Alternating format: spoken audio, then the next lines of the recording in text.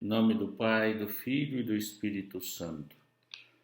Que o Espírito Santo nos ilumine, minhas amigas, amigos, alunos queridos, para o estudo da patrologia, onde nós estudaremos a Idade de Ouro e peçamos a Nossa Senhora, que foi fecundada pelo Espírito Santo, que nos ajude. Ave Maria, cheia de graça, o Senhor é convosco. Bendita sois vós entre as mulheres, e bendito é o fruto do vosso ventre, Jesus. Santa Maria, Mãe de Deus, rogai por nós, pecadores, agora e na hora de nossa morte. Amém. Santo anjo do Senhor, meu zeloso e guardador, se a ti me confiou a piedade divina, sempre me rege, me guarde, me governe, me ilumine. Amém. Vamos pegar o livro, página 83, e estudar o que nos diz Rama, página 83. O século IV é um dos mais movimentados, dos mais contrastantes da história do cristianismo. Abrindo-se com uma grande perseguição, encerra-se com a reconciliação dos dois poderes. Ele vê aparecer as primeiras grandes controvérsias teológicas e também prestigiosos defensores da ortodoxia. A Igreja que nesta fase se organiza conhece ao mesmo tempo extensão e dilaceramentos. Então vamos ver essa primeira introdução que nos fala de Diocleciano a Constantino Magno, onde a gente vê esses inúmeros fatos que contrastam a história ao século de ouro, que é o século IV e V, e a importância dos padres nesta época. Diz assim: nos primeiros anos do seu governo, o imperador Diocleciano, que reinou de 284 a 305, ocupa-se em restaurar o poder imperial, reformar a administração e o exército e afastar as ameaças externas. Em 302, verifica-se a mudança de política sob a influência de um aventureiro de Sofia. César Galero, o poderoso dálmata, desencadeia uma ofensiva anticristã, tomando medidas radicais, destruição das igrejas, apreensão dos livros sagrados, proibição das assembleias religiosas. Essa perseguição, a mais longa da história romana, durou 10 anos, foi moderada no Ocidente e implacável no Oriente, especialmente na Palestina e no Egito. É longa a lista das vítimas. Nenhuma outra perseguição nos deixou tantas narrações perturbadoras. Atingido por um mal incurável, Galero quis reconciliar-se com o Deus dos cristãos e publicou um edito que pôs fim às perseguições. Lactâncio o leu nos muros da cidade de Nicomédia, no dia 10 de abril de 1311. Vitória da cruz e do heroísmo dos mártires. Depois da vitória sobre Maxêncio, no Ponte Milvia, Constantino, senhor do Ocidente, decidiu favorecer os cristãos, tornando-se senhor único do Império, do Oriente ao Ocidente. Depois de afastar Licínio em 324, fundou Constantinopla para selar a unidade e se esforçar para difundir a fé cristã por toda a parte. Das abdicações de Diocleciano até a morte de Teodósio em 395, o Império Romano esteve unido sob a autoridade da mesma pessoa, somente por 22 anos. A comunidade de destino era, pois, frágil e efêmera.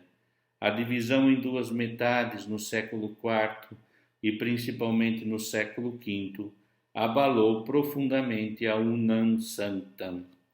Escritores gregos e latinos habitam duas áreas culturais diferentes e elaboram a teologia segundo o seu gênio próprio.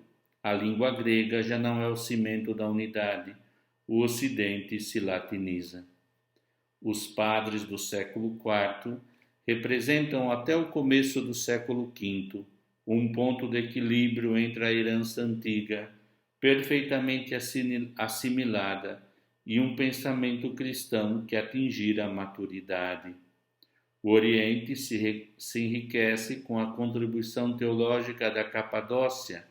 O Ocidente latino se afirma, além do Mediterrâneo, em Roma, Milão, na Gália, na Espanha e até as margens do Danúbio. O entreato do imperador Juliano cristão, que retornou ao paganismo, permitiu aos bispos deixar o exílio, fulminando por causa de sua fidelidade a Nicéia. O edito imperial que proibia aos cristãos ensinar aquilo em que não creem mais, fez a Igreja tomar consciência da inserção moral das obras pagãs e deu origem à ideia de um ensino e de uma cultura de inspiração cristã. Testemunham-no na obra de Gregório de Nazianzo, a de Agostinho, a de Paulino e a de Juvencus. Então, só para nós elencarmos esse período, que começa com grande perseguição, o primeiro recorte da página de 84 fala do bispo Félix de Tibiuca. Magniliano lhe pergunta: és tu o bispo Félix? Sim, responde. Traze-me então os livros de todos os arquivos que tens em teu poder. Eu os tenho, mas não os entregarei. Vai buscá-lo, porque devemos queimá-lo.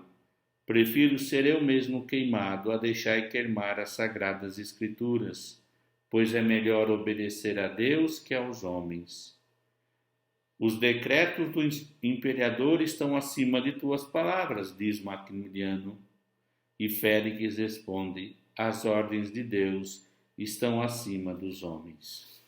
E na página 85 nós temos um texto que em Salônica, em 304, a morte dessas três mulheres, Ágape, Irene e Quíonia. O governador Durcídio estava sentado no tribunal. Ele disse: não há em vossas casas escritos, pergaminhos ou livros pertencentes a esses cristãos ímpios? Quíonia responde: não, Senhor, os imperadores atuais confiscaram todos. Quem vos inspirou esta resistência? Quíonia responde: o Deus onipotente. Quem vos levou a esta licura? O Deus onipotente, seu Filho único, nosso Senhor Jesus Cristo, responde Quíonia. E ele leu o texto da sentença. Visto que as acusadas Ágape e Quíonia resistiram em espírito de impiedade e rebelião aos divinos escritos de nossos soberanos, os imperadores e césares, e continuaram a praticar a religião cristã até os dias de hoje, essa religião vã, corrompida e odiosa a todos os homens pios, nós ordenamos que elas sejam entregues ao fogo.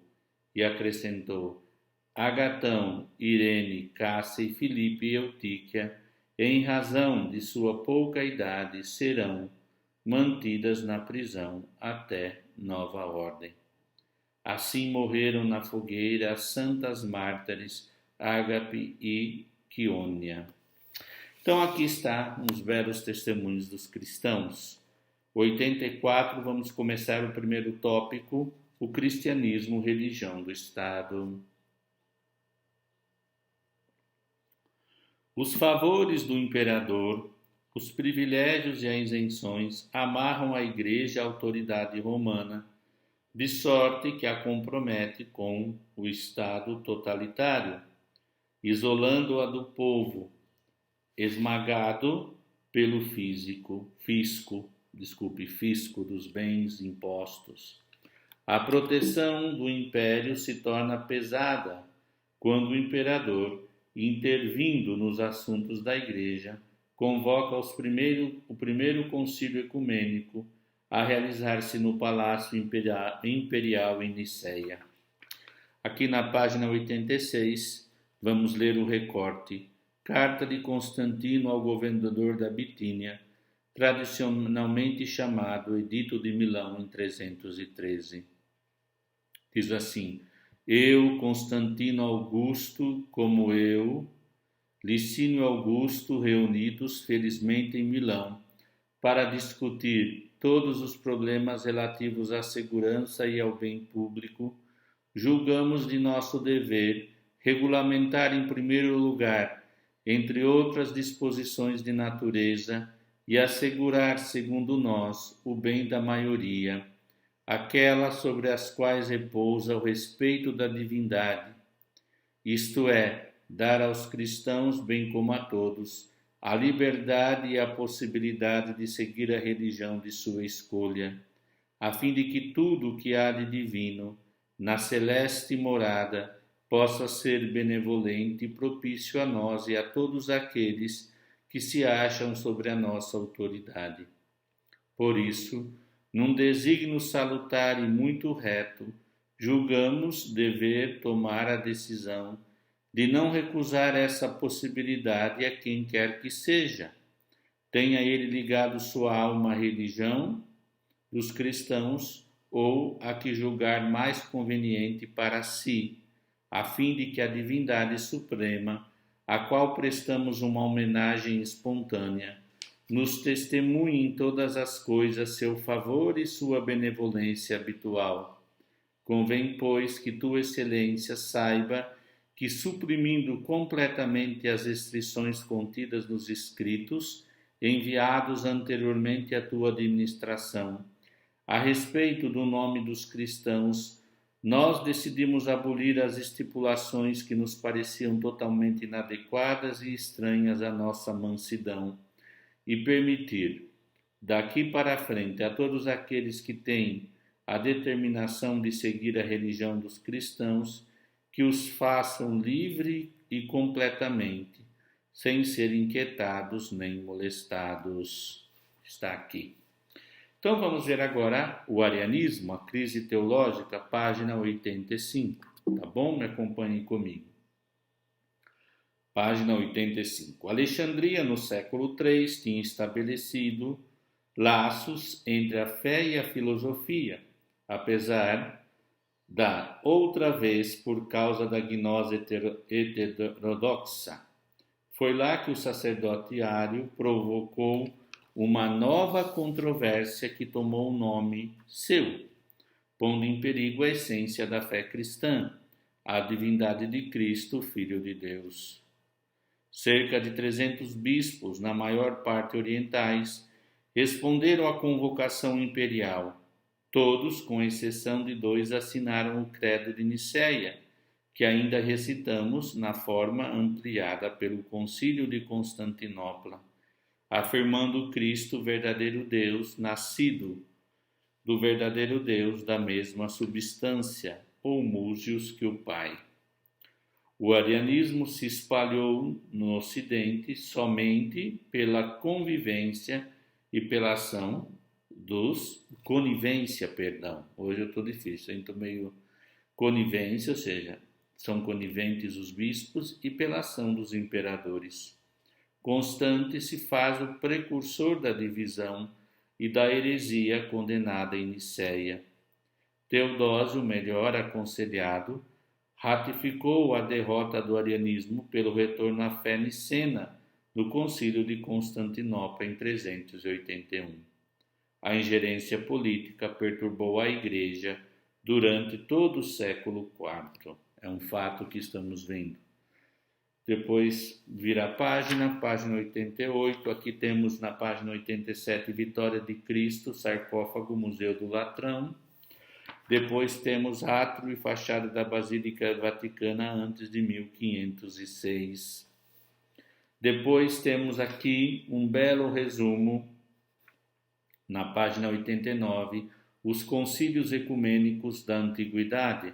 Vale a pena ler, queridos e queridas. Nicéia 325, convocado por causa das afirmações de Ário, segundo as quais Cristo foi criado, afirma que o Verbo de Deus encarnado é da mesma substância que o Pai de Deus, nascido de Deus. Consubstancial usa o termo grego homoousios. Constantinopla 381. Esforça-se para pôr fim ao arianismo, reafirmando a divindade de Cristo, bem como a do Espírito Santo, contestada por Eunômio. O texto foi perdido. Éfeso 431. Nenhuma definição aparece ter saído deste concílio. Em 433, um ato de união diz: Nós confessamos, portanto, nosso Senhor Jesus Cristo, Filho único de Deus, perfeito e homem perfeito, composto de uma alma racional de um corpo, gerado do Pai antes do século, segundo a divindade, nascidos nesses últimos dias da Virgem Maria. Calcedônia 451. Reage contra o monofisismo, uma só natureza em Cristo, e afirma um só e mesmo Filho, nosso Senhor Jesus Cristo, perfeito em sua divindade, perfeito em sua humanidade, verdadeiro Deus, verdadeiro homem. Segundo o Concílio de Constantinopla, 453, condena os erros atribuídos a Orígenes e a 3 teólogos, Teodoro de Mopuestia, Teodoreto de Ciro e Ibas. O Papa Leão I homologou a condenação dos erros e não das pessoas. O concílio visava principalmente o nestorianismo. E aqui nós temos a fé de Nicéia, na página 90, diz assim: comparação dos símbolos de Nicéia com o símbolo batismal de Cesareia da Palestina. As formas em itálico foram introduzidas contra Ário. Aqui tem então, símbolo de Cesareia diz assim: nós cremos que um só Deus, o Pai de Todo-Poderoso, Criador de todas as coisas, visíveis e invisíveis, e num só Senhor Jesus Cristo, Verbo de Deus, Deus nascido de Deus, luz nascida da luz, vida nascida da vida, Filho único, primogênito de toda a criatura, gerado do Pai antes de todos os séculos, pelo qual tudo foi feito. Por nossa salvação ele se tornou carne e habitou entre nós, sofreu sua paixão, ressuscitou ao terceiro dia e subiu para o Pai, e virá em sua glória para julgar os vivos e os mortos. Cremos também num só Espírito Santo. E Nicéia diz: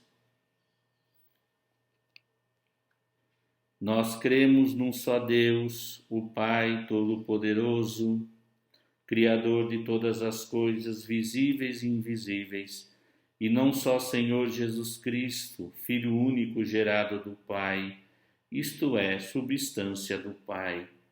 Deus nascido de Deus, nascido da luz, verdadeiro Deus, nascido do verdadeiro Deus. Gerado, não criado, consubstancial com o Pai, pelo qual tudo foi feito no céu e na terra. Por nós homens e por nossa salvação ele desceu, se fez carne, se fez homem, sofreu sua paixão, ressuscitou ao terceiro dia e subiu ao céu, de onde virá para julgar os vivos e os mortos, e no Espírito Santo. Quanto àqueles que dizem: houve um tempo em que ele não existia, ou ele não existia, antes de ser gerado, ou ele saiu do nada, ou que o Filho de Deus é de outra substância ou essência, ou que ele foi criado, ou que ele não é imutável, mas sujeito à mudança, a Igreja os anatematiza. Vamos ver aqui um texto de Eusébio, que nós vamos estudar. e que ele fala do primeiro concílio ecumênico de Nicéia. Acompanhem comigo o recorte da página 91. 91. De todas as igrejas que enchiam a Europa inteira, a Líbia e a Ásia, reunia-se a flor dos ministros de Deus.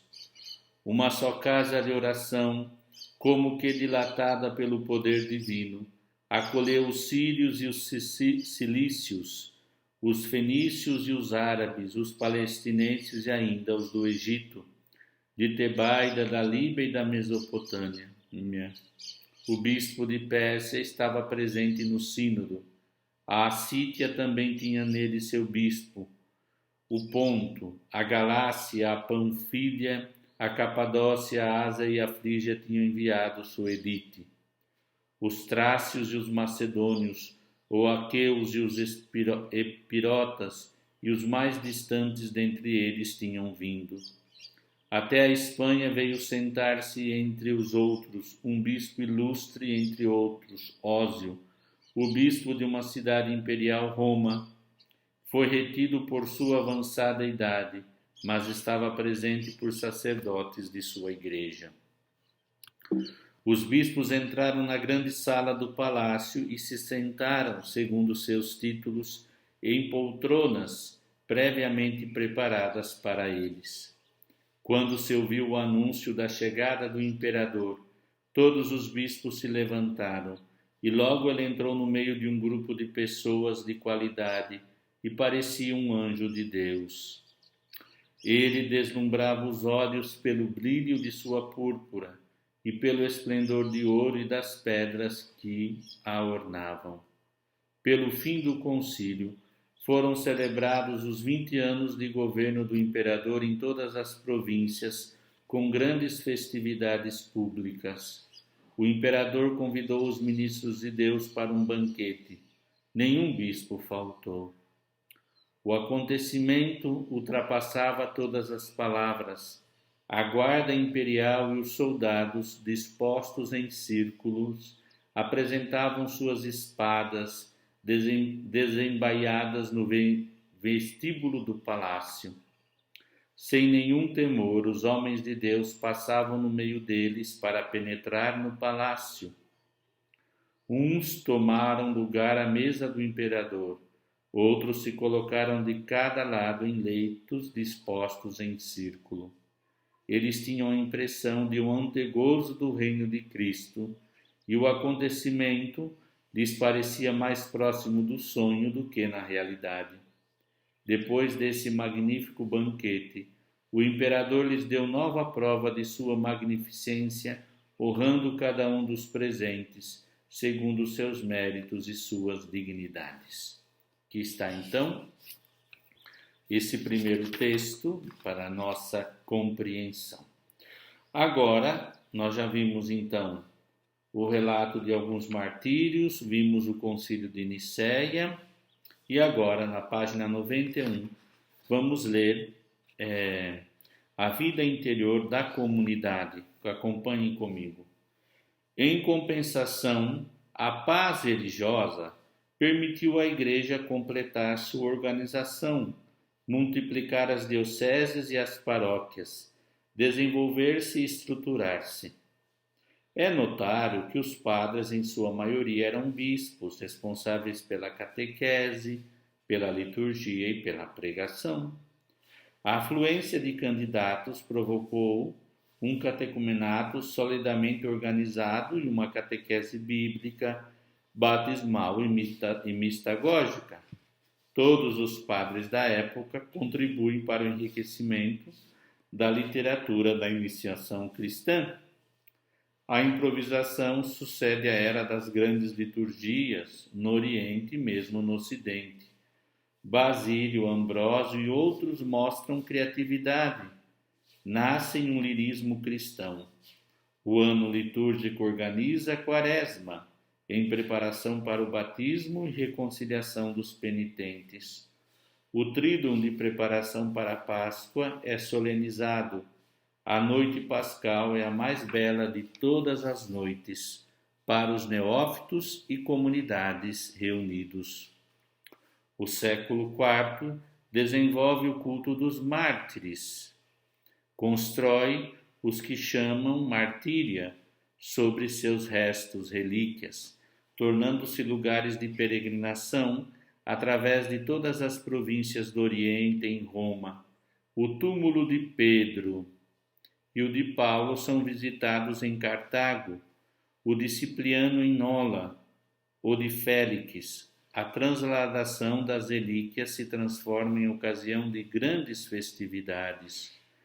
O mesmo século vê o desabrochar da vida monástica, primeiro no Oriente, na forma anacorética, com Antão no Egito, depois cenobítica, com Pacômio, uma forma mais evoluída, aparece na Capadócia com Basílio Grande.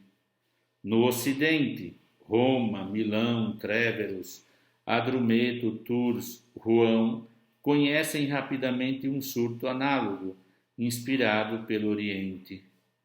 Martinho de Tours é o protótipo do monaquismo ocidental. Agostinho redige a primeira legislação para ele, para a vida comunitária monacal. Agostinho, não? No século seguinte, Marcial e Léris intensificam o fervor monástico e se tornam centros teológicos e missionários. Muito bem. Então aqui terminamos, podemos dizer, uma visão de conjunto, né? E vamos agora ver Eusébio de Cesareia, famoso historiador, a memória da igreja. Acompanhem comigo, tá bom? Então vamos lá. Eusébio viveu entre 263 e 339. É homem em passagem entre os séculos III e IV. Ele conheceu a paz da igreja, depois a perseguição de Diocleciano, a reviravolta da autoridade imperial, quando se tornou bispo de Cesareia na Palestina, o governo de Constantino, o concílio de Nicéia e o desdobramento da crise ariana. Ponto 1. Discípulo de Eurígenes. Vamos ver quem era Eusébio. Eusébio se formou em Cesareia, onde Panfilo prolonga os ensinamentos e os métodos de Eurígenes, conserva os manuscritos, reúne os escritos dispersos e organiza em torno do Fundo Orígenes a biblioteca mais rica de escritos cristãos da antiguidade. A casa reúne uma comunidade que se consagra ao estudo e à sese. A comunidade se tinha especializado na transcrição dos textos.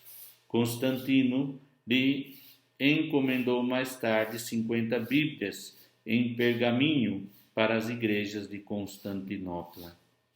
Em Cesareia, mestre e discípulo redigem uma apologia de Orígenes, contestada pelos meios palestinenses.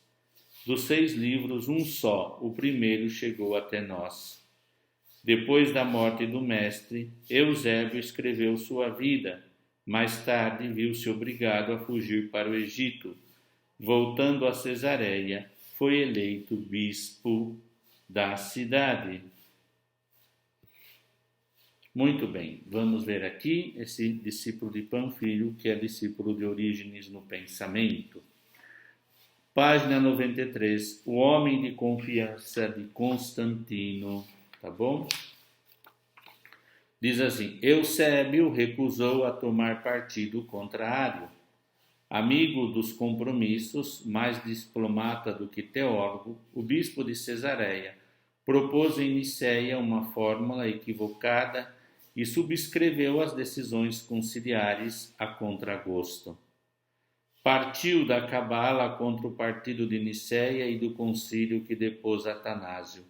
A sua influência pesou sobre a reviravolta de Constantino, do qual foi o panegirista. A sua memória sofrera por causa desses deploráveis comprometimentos. Mais apologista que teólogo, Eusébio é principalmente historiador e, como tal, prestou um serviço insubstituível à Igreja. A sua história eclesiástica em 10 livros, redigida antes de 325, vai da fundação da Igreja à vitória de Constantino sobre Licínio. O historiador reuniu às vezes, de maneira desordenada, grande quantidade de documentos de primeira mão, mina inesgotável para a história da antiguidade cristã. A sua história foi continuada por Sócrates e depois por Sosômenos. A sua história ele acrescentou em apêndice uma obra sobre os mártires da Palestina, que relata 8 anos de perseguição em Cesareia e o martírio de que ele foi testemunha de muitos cristãos. Então vamos ver o prefácio da História Eclesiástica, na página 93, um recorte. Mas o assunto pede para mim a indulgência das pessoas benévolas, e eu confesso que está acima de minhas forças cumprir completa e perfeitamente minha promessa. Com efeito, eu sou o primeiro a tentar essa obra, a avançar, por assim dizer, por um caminho deserto inviolado. Peço por isso a Deus que seja meu guia e a força do Senhor que me assistia. Quanto aos que antes de mim tomaram a mesma estrada, ser-me-á possível encontrar apenas suas pegadas. Descobrirei somente fracas informações daqueles que, cada um à sua maneira, nos deixaram relatos parciais dos tempos que atravessaram. As suas palavras serão como fachos levantados na frente, como os gritos dos vigias que do alto de uma torre chamam de longe. Eles indicarão por onde é necessário passar para dirigir sem erro e sem perigo o andamento da narração. Consequentemente, dentre todas as coisas que eles referem aqui e ali, escolherei o que me parecer proveitoso para o fim indicado. Como em prados espirituais, colherei as passagens úteis dos escritores antigos e tentarei organizá-las numa narração histórica.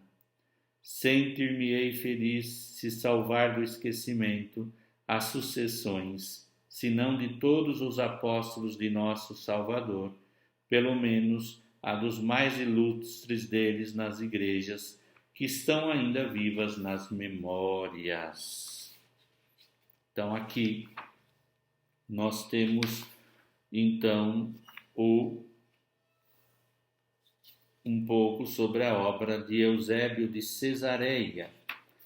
Meus queridos, nós aqui terminamos essa primeira parte da Idade de Ouro, que parte da nota de Diocleciano a Constantino Magno, nos vê o Edito de Milão, a questão do arianismo e, consequentemente, o Concílio de Nicéia, e nós temos aqui Eusébio de Cesareia. Poderíamos continuar, mas para não ficar muitas informações, paramos por aqui. Na próxima aula nós continuamos da página 94, a expansão oriental da Igreja. Só posso dizer muito obrigado, gratidão e paz e bem. Façam, por favor, o guia de estudo.